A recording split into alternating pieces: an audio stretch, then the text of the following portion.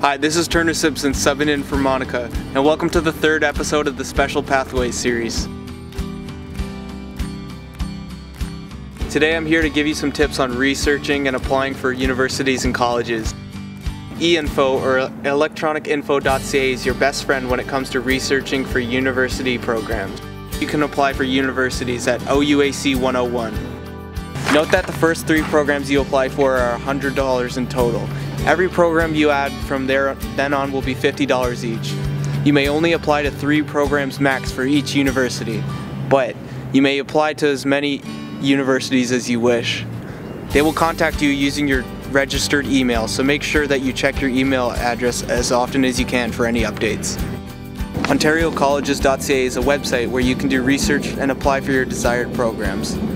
Note that you may only apply for 5 programs max and 3 programs max from each college. The application fee is $95 in total. Your college will get back to you for any additional materials required for their application through the Ontario College website.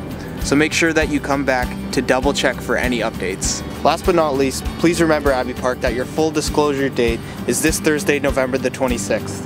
This will be your last day to officially drop a course and not let it show on your official transcript. Back to you in the studio.